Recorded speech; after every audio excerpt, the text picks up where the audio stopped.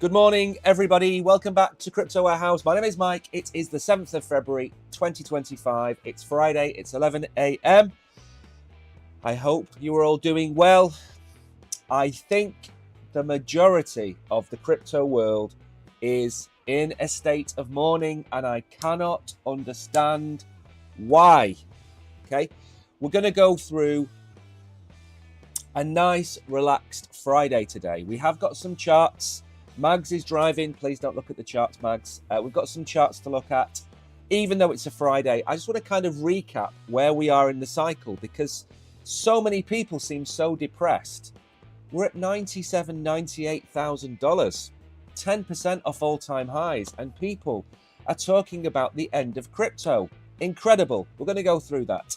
So today we're going to talk about strategy B. We're going to talk about Ondo. We're going to talk about the ETH supply, ADA. We're going to talk about Bera.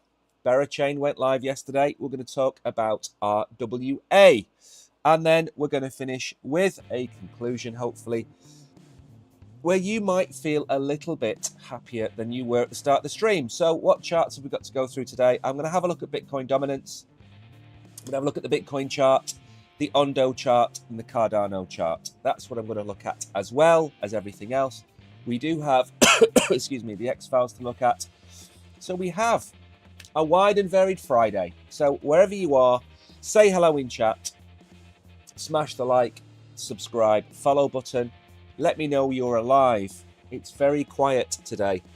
I'm keeping an eye on chat. Apart from Mags, Hidden Agendas, and Velvet Rope, we have KB and Cyberpunk Danny. There's not many people there today. I think Kishan is hiding under a pillow somewhere. So, before we begin then, let's have a look at the charts.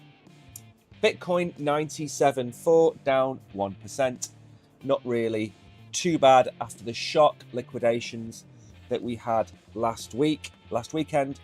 Ethereum coming in at 27.4, not too bad. XRP still sitting around that $2.50, $2.40 mark. Solana has lost the $200 mark.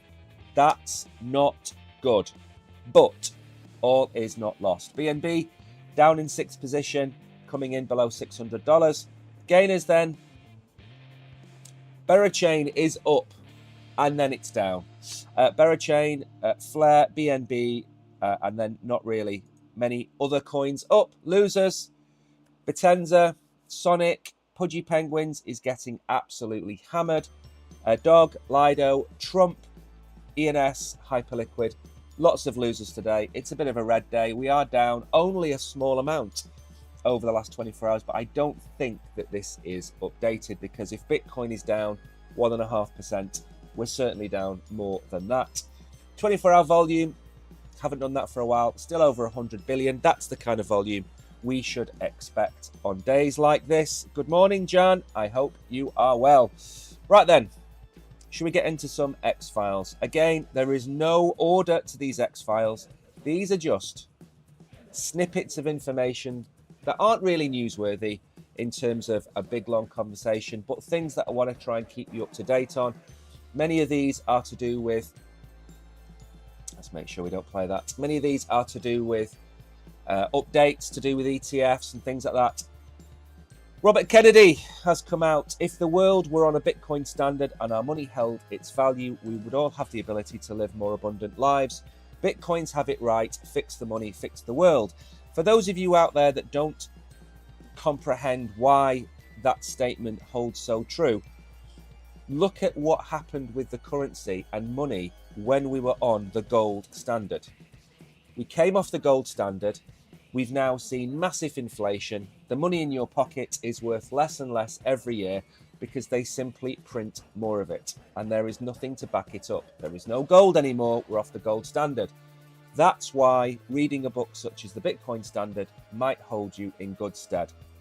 The SEC has approved Grayscale's application to review turning its trust into the spot Litecoin ETF. Again, we've been saying on here for a while, Litecoin is going to be the first or the next ETF to be approved.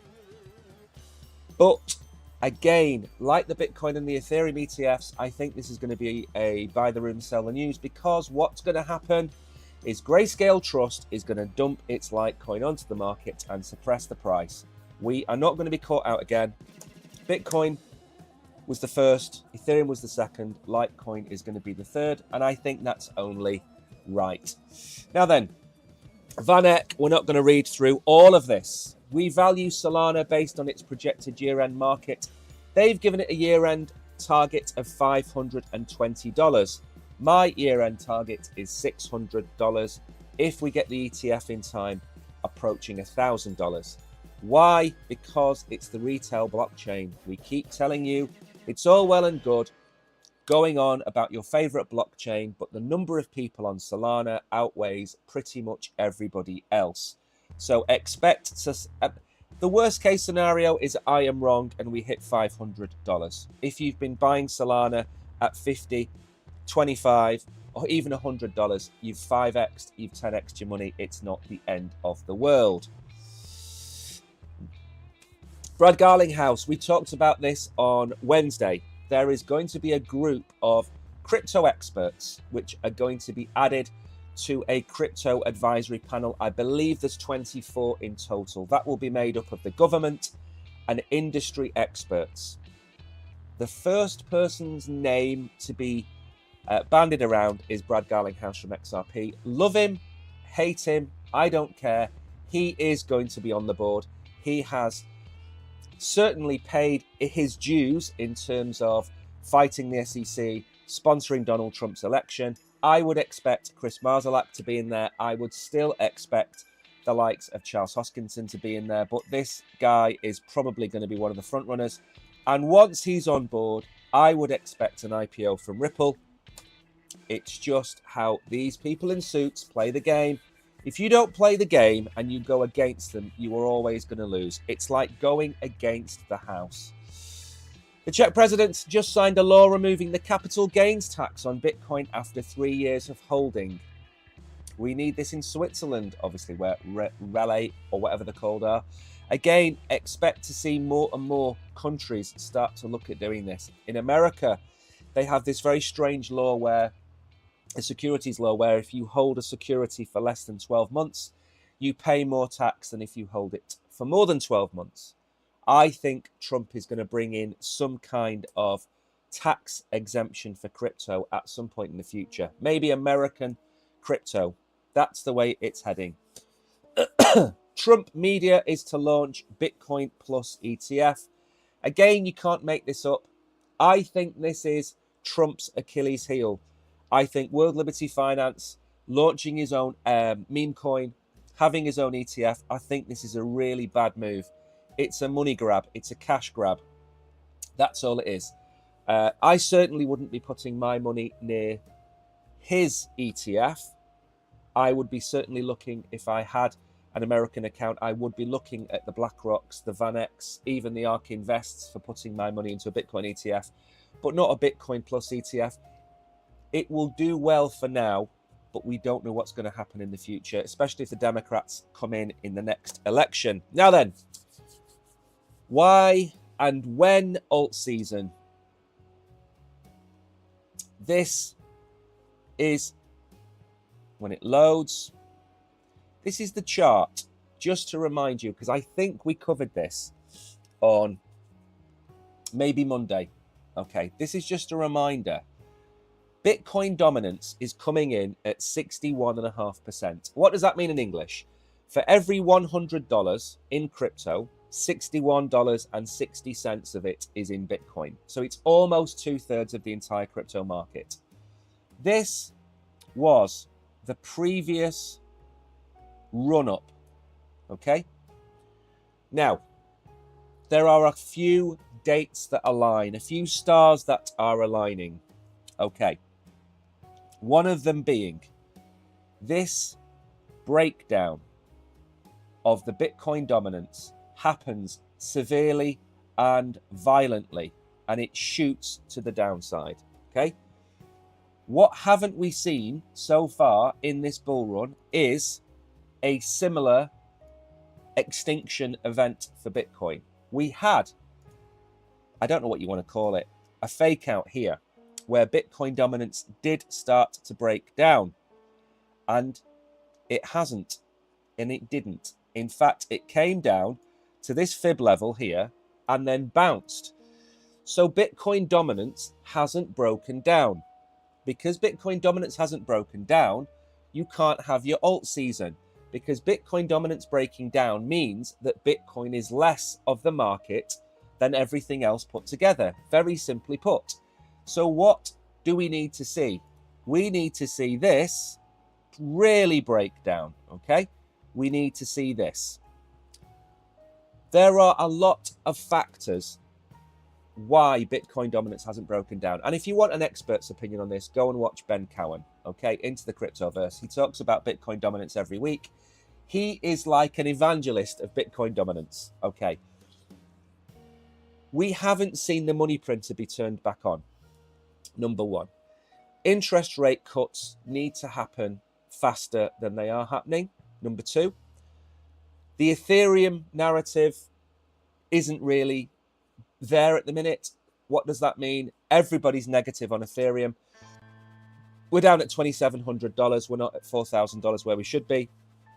So there's lots of other factors to take into account, not just Bitcoin dominance, but Bitcoin dominance shows you where we are. Excuse me. Rather than being the reason we haven't got an alt season, this is showing you why we haven't had the alt season. So Bitcoin dominance at 61.5%. It's not breaking down. We are not going to get the alt season. But when is that going to happen? I think we need the next leg up for Bitcoin. We're going to talk about Bitcoin in a second. I'm going to show you the chart. There is a very key time coming up which will cause the next leg up in Bitcoin. And that leg up is traditionally any day now. Okay? But before we get to that, let's go and have a look at this. Well, so MicroStrategy, which is, of course, Michael Saylor's company. MS, for those of you that have never noticed that before. Michael Saylor, MicroStrategy. It rebrands as the corporate Bitcoin. Whale posts fourth consecutive quarterly losses. This, where's the picture of, I haven't brought the picture up. Okay. The rebrand is to Strategy B. Okay. So it's Strategy with the Bitcoin B at the end. That is what they have rebranded to. Some people have called this a middle brand, which is a brand where you go from one name to another, but then you keep something in the middle. So it's gone from MicroStrategy to Strategy with a B on the end. More than likely, it's going to be called Bitcoin or something similar in the future. According to the announcement, the new name and logo will focus on reaching a wider audience. Saylor says, strategy is one of the most powerful and positive words in the human language. It represents the simplification of our company name to its most important strategic core. Anton de Saint-Exupéry. What a lovely name. Perfection is achieved not when there is nothing more to add, but when there is nothing left to take away. After 35 years, our new brand represents our pursuit of perfection. Now, it doesn't really mean anything, okay? But putting the Bitcoin symbol into the company name means that when that company is talked about in the future, everybody is going to see the Bitcoin B, okay? So that's where I think they're going with this, right? MicroStrategy has no correlation to Bitcoin whatsoever. Calling it strategy with the Bitcoin B immediately tells you that this is something to do with Bitcoin, and it's going to appear on the S&P charts. It's going to appear on all of the listings. So that's why they've rebranded. It's great for Bitcoin. Again, if you listen to Michael Saylor, you will never own any other cryptocurrency. He is a Bitcoin maxi. He's the closest thing to the leader of the Bitcoin maxis that we've ever had. Now then, this is the Bitcoin chart, and 97.4 isn't really that bad. If you zoom out and look at where we are, it's not that bad, okay? Everybody is in a mass panic that we have topped out here. Now, we've never done that in our history. We've topped out. Sometimes we've got to a May high. Most of the time, it's an October, November, December high. To top out in January is unusual. I don't think it's the case. Bitcoin dominance hasn't broken down. Unless everything to do with crypto has changed, then this isn't going to be the top. Now, if we go back to this arrow here, okay, this period of time, okay, is the run-up of Bitcoin. Actually, that's the wrong arrow. The arrow I'm looking for is here. That's the way the arrow should be. Okay, give me 1 second. We have a different arrow. We're going to move it in a second. Okay, so let's try that again, shall we? Okay, if we go back to last year and we look with our massive yellow arrow, where are we today? We are February the 7th. Okay, February the 7th. If we go to February the 7th last year, you will see what happened on February the 7th last year.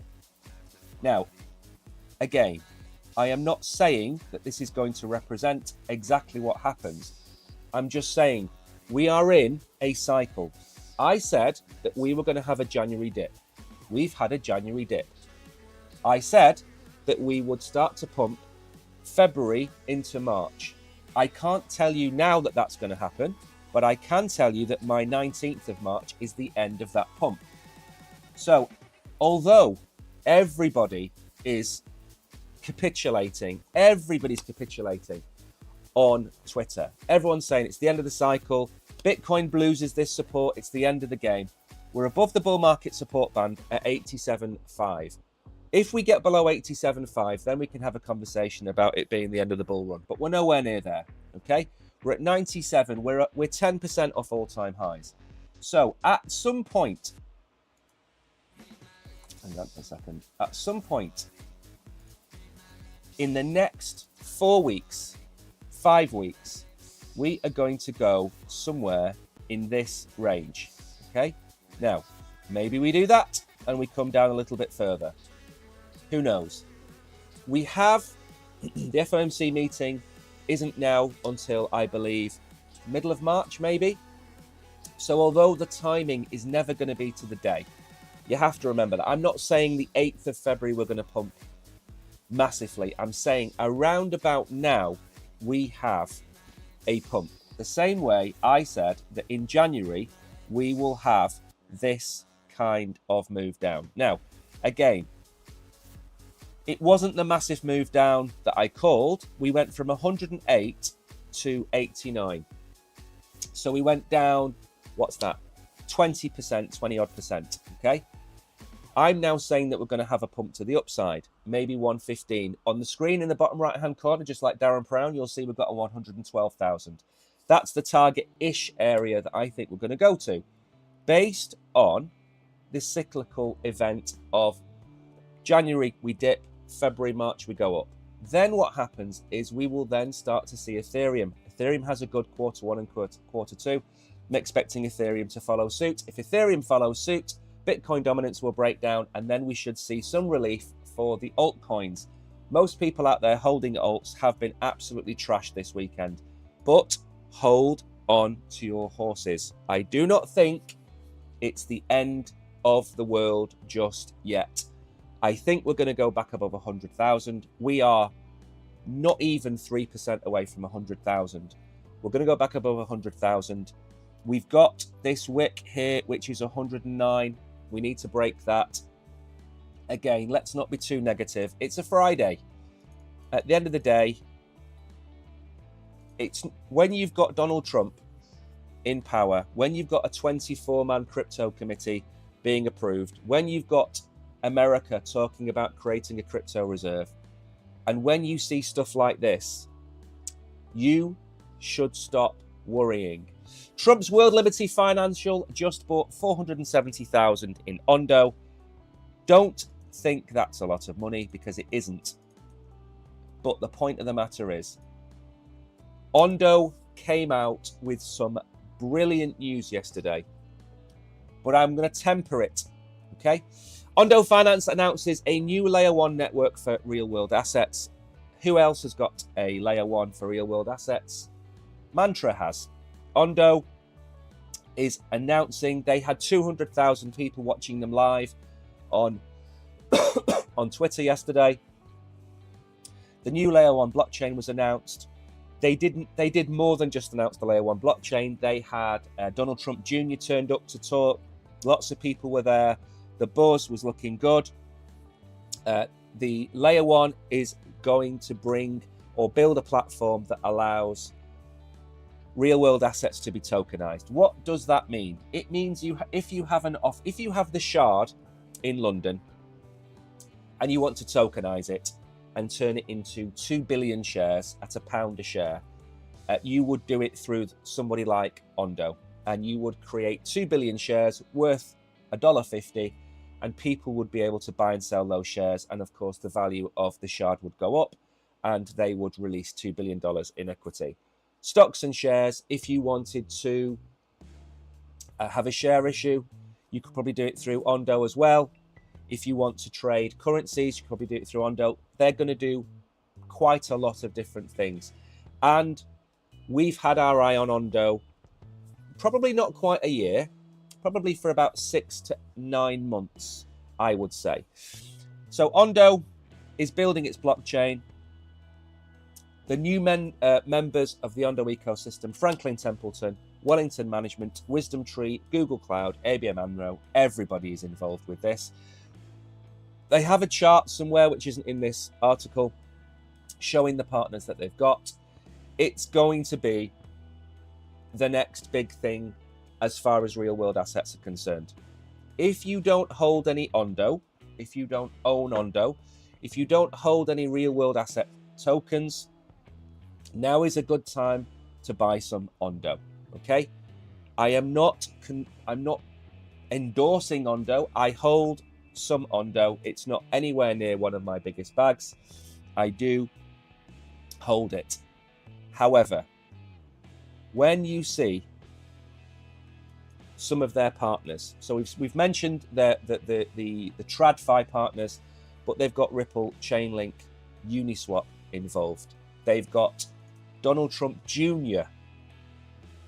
standing there talking about Ondo. You have World Liberty Finance buying Ondo, okay? It doesn't take a rocket scientist. Like I said, swim with the whales, don't fight the house, go with the house. The house is backing Ondo. If Donald Trump Jr. is attending a conference for Ondo, you can bet your bottom dollar that Donald Trump knows about Ondo. And if Donald Trump knows about Ondo, that's all you need to care about for the rest of this year. Now, the price of Ondo, I was saying anything under $1 for Ondo was a fantastic price to get in. That would have been about here.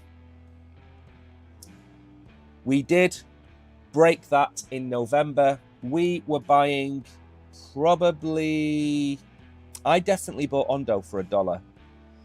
So I must have started buying. I bought before then. I think I must have started buying in July. We must have started buying in July. Okay, it was way before November. So, where are we? It's got up to $2.12. So what's that? It's 50% off its all-time high.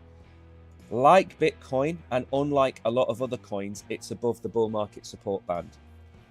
The narrative that's going to take us through to the all-time highs this year is going to be about coins which are sitting in a really solid position, either at or above the bull market support band, because we don't have a lot of time left. XRP, Cardano, Solana, Bitcoin, certainly. Ethereum is the exception because it's been trashed so much. But World Liberty Finance and lots of other people are buying up Ethereum. Also, the likes of Ondo are based on Ethereum, so don't count against it. Now, what I would say is there are people talking about a $30 Ondo. I think that is massively, massively optimistic. Okay? My target for Ondo was $10. Okay, $10 is a 7x from here. I don't see it going to $30. I think it's one of those ET moments where they try and lead you down a path where you end up holding Ondo expecting $30 and they all sell at $9 and $10. I think if you can get out of Ondo at $8, you've made a 6x on your money, 600% return. I think we can easily do that. The question again at the back of my mind is, when is this going to go live? Is this a token that's going to be ready for the blow off top this year? Maybe. Is it going to be a long-term hold? I've talked about this before. Which coins am I going to buy back into after this bull run? Because that's what you've got to think about. You've got to think about selling. You've got to think about buying back in. So the likes of Bitcoin, Solana, Chainlink, would I add Ondo to that list? Yes, I would. Now that I've seen that they've got a layer 1 blockchain coming on board, now I've seen that World Liberty Finance are getting involved. If BlackRock and America want to control, or not control, own a big slice of the crypto pie, they're going to need the likes of Ondo to be based in America, and they're going to need them to help tokenize the world. Now, if Ondo, which already has ties to BlackRock, already has ties to World Liberty Finance and therefore the American government, if they're sitting at $1.40 today, you can bet your bottom dollar it's going to be way more than that in the next 6 months' time. So I wouldn't back against Ondo. I would be looking, I mean, it's an easy buy at this price. We've seen, end of last year, we got here, Bitcoin was flying, we've retraced. This retracement has wiped most people out. Most people are now so negative, their coins are in the dirt. But as I showed you at the start, the alt season hasn't started. There are more alts, yes, than there were, and maybe the pumps aren't going to be as high as they were in 2021. But if that's the case, you need to look at the coins that are in the eyes of the American government, especially, and the ones that are grabbing all of the press. The XRPs of the world, the Ondos, Chainlinks are in there, Cardanos are in there, Ethereum will be in there. So maybe that might be something else to throw into the hat. But again, it's a great price. $1.40, absolutely superb. Now then, Ethereum. We're not going to look at the Ethereum chart because, quite frankly, it's a Friday. I don't want to depress you. Ethereum supply back to pre-merge levels. Will it dent ETH's sentiment? People are so fixated on this that they need to chill out. Okay? Ethereum switched from proof of work to proof of stake. It became, for a very long time, it became deflationary. When it became deflationary, what that meant was there was less and less supply of Ethereum. It was being burnt more than it was being paid out in staking rewards. Changes happened to the Ethereum ecosystem. Vitalik and the crew made some changes, and what that did was reduce the fees. By reducing the fees, you reduce the burn, and you've made it more inflationary. But let's not make no bones about this. It's not made it inflationary to the point where there's 15% more Ethereum every year. We're talking about 0.5%, minus 0.5%, 1%, minus 1%. People need to relax. It's not massive. Look, this chart shows you the supply of ETH, okay? It went up massively. It then merged. And then the line descended for a very long time. And now it's starting to go back up. So in 2 years, the supply has increased by 0.8%. That is it. Okay? Stop panicking about this ETH inflation. It's peanuts. Okay? Again, I'm going to keep telling you this as well. There are concerted efforts to drive down the price of Ethereum, in my humble opinion. Okay? This is a nothing burger. It's a non-story. Okay? Now, it wouldn't surprise me if this was, again, part of an effort to drive the price of Ethereum down so everybody can buy Ethereum. And by everybody, I mean BlackRock, the ETFs, the Trumps, the people that want to make money. I think they're trying to drive the price down to buy more. That's what I think, and I'm going to stick with that. I had the same story about Cardano. Look what happened with Cardano. Cardano went from 20 cents to over $1 in the blink of an eye. Okay, so don't believe everything you read about Ethereum. Of all the things that you should focus on to be negative about Ethereum, this minor change in the supply is not one of them. Okay, it's like a balancing act. What you don't want is you don't want Ethereum to have minus 3 or 4% every year. You want it to have somewhere between -1 and 1. Now, if it would just let me leave the page, that would be great. Give me 1 second. Good morning, Chris. Good morning, KB. I hope you are all incredibly well. I am just waiting for this to change. And I'm sure this is going to happen. Right, what we will do is we will close this down and we will start again. Give me 1 second. So next up, we've just been talking about Cardano. And again, when everybody was telling you that Cardano and XRP were trash, we were telling you that they should form some part of your portfolio. Okay? And there we go, the article's come back. Okay. And the reasons, very simply, XRP is now, in my opinion, too big to fail. Cardano with Charles needs to make sure he's on that committee or has some element of input into the committee. We can use Cardano for... Elon Musk has been talking about moving parts of the American government onto the blockchain. You don't have to use one blockchain. We've talked about Algorand, talked about HBAR, talked about Cardano, talked about XRP.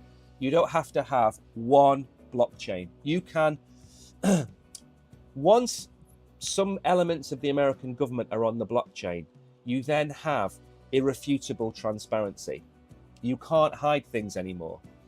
So moving maybe the treasury spend, maybe medical records, education records, whatever it might be. Once they're on the blockchain, as long as they stay on the blockchain and they're kept up to date, then you've got transparency, and that's what they're moving towards. Now, again, as I was saying a minute ago about the $30 Ondo, be very careful when you see these kinds of headlines. They're BS. Another monster parabolic rally on the way for Cardano's ADA if history repeats, says top crypto strategist. Sentiment around the ADA price is waning. No, it's not. Token has fallen 22% over the last week. So has everything else. Okay, take that into account when you read these articles. They are always trying to make one coin sound worse than the other. Everything is down. Okay, we topped at $1.10. Ondo topped at $2. What was it? $2.10. Ondo's at $1.40. It's lost 33%. Cardano is down 35%. They're all down. Every last one of them is down. Okay? So when you read these articles, take everything in the context of the market. Is Cardano down more than other bullish coins? No. Okay? So all of this is trash. Okay? It's trash. It's setting out a position where Cardano is doing very poorly. Everything is. Okay? Leave it at that. Ali Martinez. Not another article that's going to hang. There we go. Ali Martinez has said that it may be due for another meteoric rise to $15 again. Please stop with these ridiculous targets. We are in the silly season of crypto. We're in the $500,000 Bitcoin. We're in the $25,000 Ethereum. We're in the $2,500 Solana. And now we appear to be in the $15 ADA. I think somebody said the other day, a $10,000 XRP. I don't know what planet these people are on, but you're certainly not going to see most of these targets. Okay, they're not going to see these targets. The price target you should be looking for ADA is $5 to $7. I said $5 to $7 a year and a half ago, 2023. It's the market cap which is important. The total value of the cryptocurrency is important. Anyone, any idiot can sit here and say ADA is going to hit $25. ADA is going to hit $100. And then you say how and why. And then they'll say coulda, woulda, shoulda, if. Okay? The market is not going to go up sufficiently to support a $100 XRP. And it's not going to go up sufficiently to warrant a $15, $20, $25, $30 ADA. It will go up. Maybe ADA can do another 5x from here or a 6x. Yes, but certainly not another 15 or 20x. Okay? Will it break its all-time high from 2021? Yes, I think it will. Absolutely. We got within 50% of it in this last run. Now, this highlight here where this arrow is very similar to the arrow I showed you before on Bitcoin. And that is that at this moment in time, we are at a very pivotal position for crypto. Bitcoin should go up. And yes, I've just used the should word. Historically speaking, Bitcoin goes up in February and a little bit of March. So historically speaking, we could be at $112,000 in 3 or 4 weeks' time. If Bitcoin then rests and has a period of consolidation, that should give the alts, or will give the alts, time to recover and time to move back up a little bit. We are at the same point for Cardano and XRP and Solana that we are at for Bitcoin. Okay, so yes, I do agree that we are looking, but what I don't agree is that we should copy a chart and paste it on the end and say we're going to $15. We don't have retail. Retail aren't here. We don't have the money printer turned on. We haven't got interest rates low or lower than where they are. They're going to take time. So I think $15 is out of the way. Now then, I don't think this is quite what he meant to say. It will sell about $15 if the parabolic rally materializes. He notes that ADA could first retest lows around 5 cents. 5 cents. I don't think it means 5 cents. Maybe it means 50 cents. That's a possibility.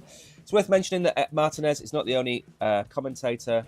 Peter Brandt forecasted ADA was primed for a grand bull market. And I do agree that Cardano is due a next leg up. It's now part of the positive narrative that we've seen from crypto. I just don't think we're looking at $15. I just don't see it. So if we go to the daily chart on Cardano, just to show you where we are. Wait for the chart to load. There we go. Again, for those of you that are new here, we were targeting this range here. My PC's just gone really slowly. Okay, let's move back over here. I don't know why it's decided to grind to a halt. Okay, so we went as high as $1.30. Okay, we're currently sitting at 73 cents. We are at the bull market support band. Okay, the moving average. We came a long way away from it, and as always with these things, you tend to come back to it before you move on up. If we can hold this level here, which is about 74 cents, which we're pretty much at, then we should move to the next leg up of Cardano. Okay, now obviously this is solely dependent on Bitcoin. If Bitcoin crashes, then unfortunately we are going to come all the way down here. Okay, but that's if Bitcoin crashes, which I can't see anything to cause it to crash. Because of that, we should see the next leg up. We have got a few things which are not necessarily positive, but we do have a really, really low RSI, which means we are oversold. It is starting to move back up. Okay, so the RSI is starting to move back up. If we can get above, what's this level, $1.07, then I think we're good to go. But again, when we talk about holding some of these coins in your portfolio, remember, you're not meant to hold 5 coins with 20% of your money in each coin. Your portfolio should be weighted. So 60% of your portfolio should be in your most and your biggest conviction coins. Predominantly, that's been Bitcoin and Ethereum. I'd add Solana to that list. Okay, so that should be 60% of your portfolio. Then you should hold 5 or 6 coins below that, which hold maybe 5, 6, 7%. XRP, Cardano, maybe some of the newer coins. I think Sui's going to have another pump up again at some point in the future. What else have I missed out? The likes of AVAX, Chainlink is going to have a good run. So we're not saying you should just, I mean, I've seen one of the, there's an exchange out there that's got a portfolio that asks or suggests that you invest in. It's terrible. It's got 10 coins with 10% weighting in each. It's ridiculous. Just ridiculous. Now then, Berachain begins with a $1.1 billion airdrop as the mainnet launches. This happened yesterday. It is a proof of liquidity chain, and they claim its arrival to Solana and Ethereum, and it's now live with a massive airdrop. There's a picture of a bear standing on what looks like American coins. Berachain launched its proof of liquidity layer 1 blockchain on Thursday while commencing its Bera token airdrop to the community with a value hitting 1.17 billion at the peak price. It's come down since then, as we've seen. It's now live on all the exchanges. It's live on the exchange that you're on now if you want to trade it. It got to a peak of $14.83, but it has come back to about $8. I think we looked at the chart before. I think it's a little bit lower than that now. Again, a lot of coins that launch, you need to see which way the market goes. If a coin absolutely rips to the upside, sell. If a coin dumps on launch and comes down, wait for it to find a local bottom and then buy in if you're a big fan of that project. Most coins, nearly all coins that rip to the upside, retrace. It goes without saying. So if you could have sold at $12 or $13, excuse me, and sat there, waited for it to come down to $7 and then bought back in, you'd be getting nearly double the tokens you sold. So just because you like a chain doesn't mean you should never sell it. Always think about that. Now, it spun out of a 2021 Ethereum NFT project. It raised $100 million to bring its chain a novel consensus mechanism to fruition. It feels surreal, says Smokey the Bearer. Team and I will be in the trenches, busting bugs and helping teams get set up to win on Berachain. So it launched at 8 a.m. Eastern Standard Time, which don't know what time that was, midday here, maybe. The network's native gas token already in eligible users' wallets, except in instances where use of a bridge or exchange claim was required. It's EVM identical, which means it's compatible with Ethereum, therefore all of the layer 2s. Therefore, the likes of Chainlink will be able to use it as well. 15% of the supply has been set aside for the airdrop, and you will be able to claim it if you can. Again, I'm not going to read too much about this. This is another new chain. What do I say about all new chains? I said it about Sui, said it about Say. The proof is in the pudding. In 6 months' time, we could be sitting here talking about Berachain being worth a $100 token. Or we could be sitting here talking about Berachain being a $1 token. I said Celestia was not worth $20. I haven't mentioned Celestia on this channel in months. I don't even know what the price of Celestia is. $3 or $4, maybe. We don't know how well Berachain is going to do. We don't know who is moving to Berachain. We don't know whether people are going to follow it. Chains launch every couple of weeks. We saw Abstract launch 2 weeks ago. Abstract launched. A really, really good looking chain. You don't need a wallet. You log in with Google, a Google account, and you're in, and you can trade. You can watch streamers. You can buy NFTs, and it's aimed at retail. So Abstract launched. Now 2 weeks later, BeraChain has launched. They're all fighting over the same pie, and we don't know if BeraChain is going to win or not. If you got an airdrop, good for you. Maybe hold on to it, see what the coin does in the next few weeks. If you haven't got BeraChain coins, you didn't get an airdrop, and you go and research the project, you like what's being added to it, you like the NFTs, you like the DeFi, then by all means, go and buy into the token.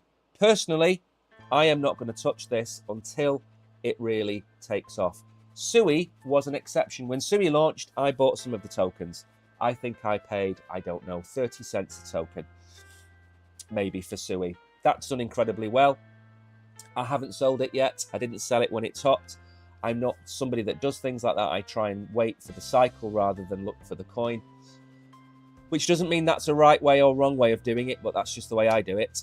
So BeraChain for me, let me see 6 months down the line how many people are using it. We could be sitting here after the summer talking about this coin being dead, this chain being dead. So keep that in mind.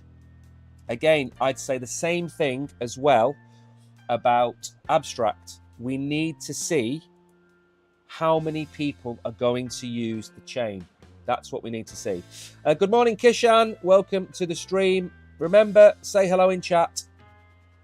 Let me know you are there. Okay? Right then, let's move this one up. Now then, another bit of real-world asset news. Now, again, do you remember we were talking a few weeks ago about AI? AI this, AI that, AI is wonderful. Then DeepSeek came along, absolutely smashed the AI narrative. And I was at the time saying things come into the psyche, the crypto psyche, and then go out. And it's all in phases. And I said, real world assets, don't fade them. That's something to look at. Now we're talking about real world assets. Don't fade AI. Okay? AI will have its time again. It's a shock. Imagine crypto has just had a massive heart attack. The biggest liquidation event since FTX. The markets are a bit numb right now. People are really sad because their alts are down, okay? It's going to take time for the market to heal. Also, AI is going to take time to heal. But I also said, don't go and buy every Tom, Dick and Harry AI coin. Stick to the big ones, okay? Virtuals is having a terrible time. I'm still sticking with that one. AI XBT and AI 16Z. But all having terrible times, but their time will come again. Now we're talking about real world assets. These tokens are the ones that are going to pump probably in the next few weeks. And when Bitcoin starts to go, they're going to move really quickly because they're in the current psyche. Now, Sentient completes the largest property mint for the first decentralized and fair AI model. Sentient has successfully concluded one of the largest minting campaigns in the history of crypto, with 650,000 participants. The initiative allows users to obtain a share of ownership of Dobby. Isn't Dobby a donkey? The first loyal and decentralized AI model through the distribution of an NFT. With this NFT, participants will subsequently be able to claim ownership of the model and its digital fingerprints. The innovation of Sentient and the context of the sector. The record of engagement for Sentient comes at a time of strong activity for the AI sector marked by DeepSeek. Again, this article has not done its research. For those of you that don't know, it didn't cost $6 million at all. It cost over $1.5 billion and was actually not far off what it costs in America. So let's just put DeepSeek back in its box. Is it quicker and faster? Yes. Was it $6 million? No, it wasn't. It was billions. How did they do it? They took the NVIDIA processors from, I think, Singapore over to China. That's where it was. Good morning, Fran. I hope you are well. Welcome to the stream. It's been a fairly positive stream today. I'm feeling very positive. I know a lot of you out there are crying and hurting, but we've shown you what's going to happen next, or what we think is going to happen next. We've shown you why we are where we are. You should all be a little bit happier than where you are. So with this Dobby launch, the AI model is based on the other incorporation of a query response paired directly to the model itself. The difference of Sentient compared to other AI companies. When AGI or ASI emerges, it must be controlled and owned by the community to ensure its loyalty. Sentient fingerprinting allows communities to enforce ownership and alignment of open source AI models. This encourages communities to collaborate. So again, we have fractionalization of an AI model, which means what? It means 650,000 people own a piece of it. It's not owned by government. It's not owned by Sam Altman. It's not owned by anybody. And again, this is also the kind of thing you would see on Ondo. Ondo is going to be the layer one real world asset platform. It doesn't necessarily mean that it's not going to include things like this, because that's where we're going. We're going to a convergence of real world assets, tokenization of those assets, and tokenization of crypto IP, you could call this, as well as Bitcoin, Ethereum, and all other cryptocurrencies. So everything's going to converge. And I think this is just the next step, okay, towards Dobby being owned by the community. And again, you can go out and buy one of those NFTs and you can own 1/650,000th share of it. And again, the objective is to be transparent and community driven. Why is that important in AI? The examples are very simply put. If you ask DeepSeek a difficult question about China, it won't answer. If you ask the famous example, I think it was Google. Google was asked for it to produce an AI image of the Mount Rushmore, and it did it with 4 black people. Now, there's nothing wrong with that, other than AI models are based on the inputs from humans, and if the humans are lefties or righties or whatever it might be, then that's going to affect the model. And that's what happens with state-owned or big blue chip company owned AI models. They will modify it to the point where it doesn't do what it's supposed to do. Also, on top of that, you have AI being controlled by one company or 2 companies. That's not good for anybody. And it needs to have some level of consensus. And I think a distributed model which is owned by everybody is far less dangerous than one that's owned by Sam Altman, for example. Right then, very quickly, I think every single AI model is biased. But the interesting thing, which people I haven't seen too many people talk about, is if you have 5 programmers and they are all introverts, the AI model will be an introvert. If the 5 programmers have all got some or share some mental, I don't know what the word is, not mental handicaps, not mental illness, but they are all of a certain personality type, the AI model will adopt some of that personality, okay? And that might sound like some kind of sci-fi film, but it's actually been proven to be true. You can have a schizophrenic AI model, and there are examples of AI models also lying to their owners, their creators, whereby it's told not to trade, and then it creates a second iteration of an account and then trades on that account and purposely lies to its creators. Now, it didn't learn that from itself, it learned that from somebody else. So again, AI, as well as being biased, you've also got the inherent subconscious side of human psyche being put into an AI model. And that, again, That's really difficult to get out of a system. How can you program something when your subconscious is affecting how it's being programmed? I get all of that, but AI models are not going to be perfect. They're going to be more like HAL from 2001 Space Odyssey, rather than maybe the one from Star Trek Enterprise or something like that. So they all have problems, and they all have deep-seated problems. Perspective, exactly, and stereotypes, exactly. That's the problem as well, is under the Biden administration, you're going to have a very left-wing approach to America. Under Trump, you're going to have a very right-wing approach to America. And it's a pendulum, and it swings to the left, swings to the right.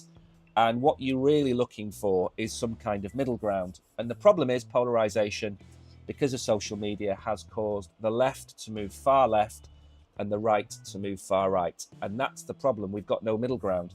I was talking the other day about the UK, and we had David Cameron, who was a Conservative Prime Minister, and we had Tony Blair, who was a Labour Prime Minister. Now, forget the things I can't mention on here. If you look at their policies within the UK, if you showed an alien who came down and landed on Earth, Tony Blair and David Cameron, they wouldn't find too much difference between them. If you showed them Kemi from the Conservatives and Keir from the Labour, they'd know immediately which one's on the left and which one's on the right. And because they've now got far left, not far left, that's not right, further left and further right leaders. And when you have AI being built in an environment where you have far-leaning governments, the AI will reflect it. So, for example, DeepSeek, I imagine, will have some overtones as to the way that people interact with it and its answers back. If you go to America under Trump, for example, and you look at AI under Trump, it will probably be more towards the right than DeepSeek, which I imagine is going to be a lot further to the left. So the AI models are never going to work properly if you base it and you have political interference. You're going to need to take people who've never heard of politics, stick them in a room and get them to program something without any external influence. And you know, and I know, that's never going to happen. And that's the problem, because we don't want a left-wing or a right-wing AI model. We want an unbiased, neutral AI system. And that's why I think it needs to be community-based or community-owned, and it needs to be transparent, and all the code needs to be visible for people to see. If you look at what Elon Musk did with Twitter, the first thing he did was he released all of the code. Why did he do that? Transparency. Why is he trying to move some of the departments in America onto the blockchain? Transparency. He is all about freedom of speech. Now, is he right in everything that he does? Absolutely not. Of course he's not. But I also think that to move from the left to the right, you do need a bit more of a push to get the middle ground. Anyway, I've gone off on a political bloody rant now. Good morning, Bullish Bull. I hope you're well. And Fran, right, we are almost at the end of the stream. So we've got a couple of minutes left. I've done well today. Even though we've included so many charts, we've actually got quite far through. What I would say is, I don't think this time next Friday, you know what we should do? We should do the Valdunican section of the stream. There we go. Look at that. How nice does that look? We've got a nice, lovely background now with the crypto warehouse thing there. Right. I think we are going to maybe move sideways. We've got $3 billion in futures contracts for Bitcoin and Ethereum expiring today. So today is going to be volatile. We're going to go into the weekend, probably volatile. I think we might take another week or so. I do think that this time next week, we will be at $100,000, if not higher. It will be, what, the 15th of February. 14th, 15th of February, this time next week. So expect volatility today. Expect some sideways action maybe over the weekend. The weekends have been fairly quiet apart from last weekend, obviously. And then I think next week we're going to have some bullish news, which is going to kick us up. I don't think we're going to have too much negative news. You remember it was the macro news that brought us down last weekend. It wasn't crypto specific. So expect this time next week for us to have a 6-figure Bitcoin. We are due a leg up. And if a leg up happens for Bitcoin, a leg up will also happen for the rest of the market. And I think we are due it. We've had the week now. I think Sunday. I think it happened Sunday night, didn't it? We had the big leg down. Massive liquidations. 3 lots of massive liquidations. I don't think we're going to see that this weekend unless something dramatic happens. Remember, we cannot possibly predict black or grey swans. We can only go off what we think. There isn't currently anything, I think, on the horizon which is super bad. Interest rates are going to come down. The UK and Europe both cut interest rates this week and last. America is next. The interest rates are going to come down in America. That's bullish. Trump and his Crypto 24 committee, there's going to be more announcements out of that next week. We have nation states announcing a Bitcoin strategic reserve. We have states within America announcing they're going to a vote for a Bitcoin strategic reserve. It's almost there. The other day I said the markets don't reflect the bullish news, and they don't. They don't reflect the bullish news at all. That press conference on Wednesday, or Tuesday, sorry, should have pushed us to the upside, and it didn't. So we're in just one of those numb phases where we're just going to chop and consolidate. After that, we should see a pump. We should see a move to the upside. Don't worry. If you are accumulating Bitcoin, it doesn't matter what the price is today. It doesn't matter what the price is on Monday or even next week. It doesn't matter because you're accumulating. And your target should be at the earliest May, because that's when potentially, if I'm wrong, potentially the next blow off top is May. If I'm right, then we go all the way through to November. We're going to have a summer correction. We might have a correction in May. We might have a correction in August or September. And then we'll have the last leg up in November, at which point I will be selling pretty much everything apart from maybe Bitcoin. So with all that being said, I'm just making sure I don't overrun too much. It's 12:02. That is the end of the stream. Also, one other thing I forgot to mention, Brogan is live tonight. He's got his trading show at 9 p.m. 9 hours from now, Brogan will be live doing the trading show. And I haven't made any videos this week. We had the Wednesday night Mew giveaway. I've got to send Mags his money after the show. Haven't made any videos. We've been trying to get some more sponsors for the show. And it is time-consuming, hours and hours of filling in forms, sending off emails to try and get a few more people sponsoring the channel. So I haven't made anything this week, but I will get onto it. Probably make some videos on Sunday next. Thank you, everybody. Have a great weekend. Watch Brogan tonight at 9 p.m. It's a trading show. If you don't know anything about crypto, don't watch it. But anyway, take care.